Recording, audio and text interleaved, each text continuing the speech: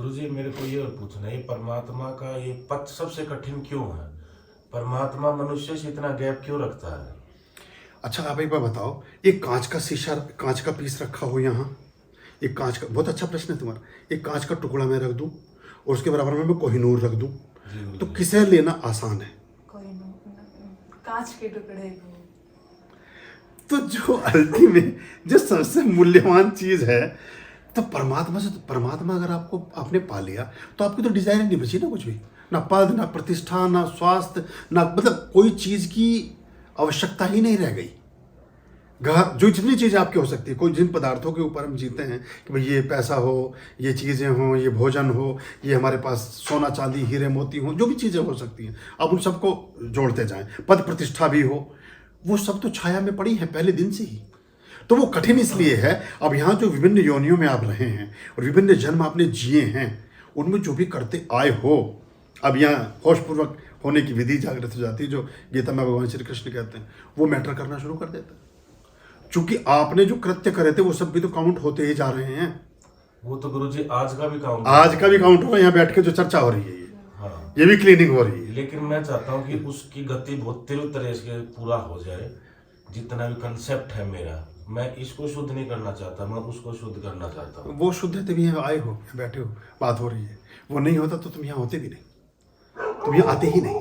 गुरुजी मैं 7th class से बाबा भोलेनाथ पर जल चढ़ाना स्टार्ट कर दिया था। मेरे अंदर 1% भी ये लालच नहीं कि मेरे को गाड़ी लेनी है, मेरे को 10 करोड़ मिल जाए, 20 करोड़, खत्म हो गया है बिल्कुल अंदर से। ये नहीं कि मेरे पास दुख है इसलिए, नहीं, मन नहीं करता है मेरा। तो अब आने लगेगा, अब आना शुरू हो जाएगा। अब आना शुरू हुआ, जैसे ही आई भावनाएं, अब जैसी प्रॉब्लम स्टार्ट हो गई। हाँ तो भावना कम करो ना, ये निष्प्रय रहना, जल में जाना है और सूखे लौट आना है, यही तो सारा खेल है। मैकेनिज्म इसका मैंने बहुत लोगों को सिखाया, वो नहीं माने 2-4 साल, वो अपने हाथ तथास्तु के लिए में डिमांड लिए बैठे रहे। लास्ट में उन्होंने कहा कि हमें कुछ नहीं चाहिए, तेरी इच्छा हो, वो तुरंत रिजल्ट उनके गोद में। आप 3 साल से आप, मैं ना हमेशा आप बोलते थे ना मैं चुटकी बजा रहा हूँ, मांग लो, नौकरी मांगी मैंने, परमानेंट नहीं मिली, अब नहीं मांगता। अब मिल गई होगी, अभी परमानेंट नहीं मिली, हो जाएगी परमानेंट। अब मैं कहता हूँ सुख शांति दे परमानेंट। बस तो बड़ी, इससे बड़ी तो कुछ चीज ही मैं नहीं। भी नहीं मांगती, अब मैं भी सोचती मुझे नहीं पता क्या। एक बच्ची थी, हर अनुष्ठान में वो विवाह का उसको बड़ा क्रेज था। मैंने समझाया कि तू छोड़ इसकी मोह और तू बस ये कह ईश्वर से कि मेरे लिए जो शुभ हो, चाहे वो संबंध है, चाहे वो आरोग्य है, चाहे समृद्धि, जो मेरे लिए शुभ का जनक हो वो मुझे दे दो। अब उसका तुरंत सब कुछ हो गया और बहुत बढ़िया होगा। अभी उसका भी सब रोका वोका सब, अभी उसका विवाह होने अभी आया था वीडियो आपका, आया था उनके, वो कई अनुष्ठानों में उनको बोला, फिर अब उसने कहा मैंने सब छोड़ दिया गुरु जी। वो कई तीर्थों में कई जगह की उसने सब जगह वही डिमांड, उसने कहा मुझे समझ आ गया कि इस तरह बात नहीं बनेगी भिखारी बनने से, परमात्मा को धन्यवाद देने से बात बनेगी। उन्हें धन्यवाद दिया, झोली में रिजल्ट। बस ये अगर हम टेक्निक सीख जाएं, क्योंकि जो डिमांड और इससे क्या होता है, इससे आपकी पात्रता भी तो पीछे ही रह गई ना। आपका संबंध, इसका मतलब ईश्वर से मतलब का हो गया कि मतलब पूरा करे तो वो ईश्वर, मतलब पूरा ना करे तो वो ईश्वर नहीं। तो ईश्वर फिर आपके इस मानदंड पर अपने आप को सिद्ध करने के लिए तो विद्यमान नहीं है कि आपको मनवाना है उसने ना। लेकिन जब आपने कहा कि ईश्वर तेरी सत्ता है और मैं उसमें नतमस्तक हूँ और मैं तेरी सारी व्यवस्था में तेरे संग साथ हूँ, वो कहता अब तथास्तु, अब तुम मौज ले, तू मेरा बच्चा हो गया।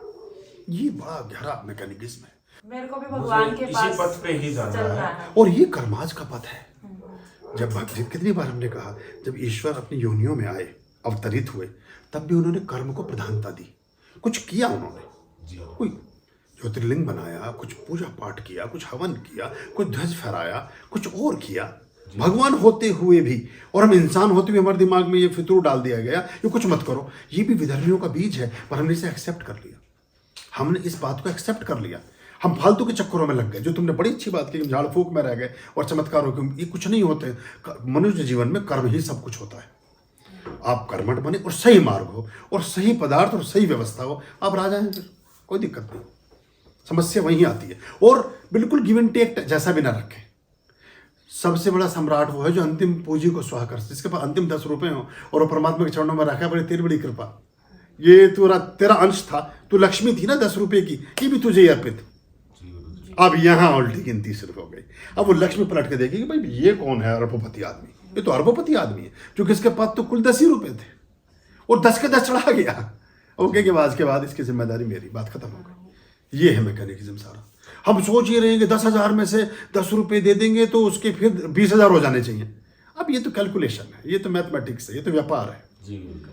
अब इसमें तो ऊपर नीचे हो सकता है, लेकिन उसमें नहीं है। फिर उसमें कभी, उसमें तो जो लोग रानी हैं मीरा सड़क पर उतर कर नाचने लगी, परमात्मा में विलीन हो गई, अमर हो गई हमेशा के लिए।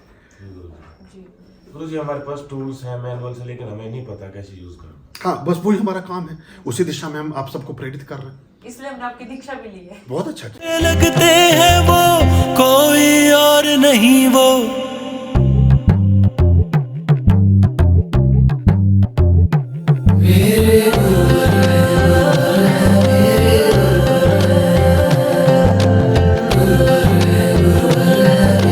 गुरुर्ब्रह्मा गुरुर्विष्णु गुरुर्देवो महेश्वरः, गुरुर्साक्षात् परब्रह्म तस्मै श्री गुरुवे नमः, तस्मै श्री गुरुवे नमः।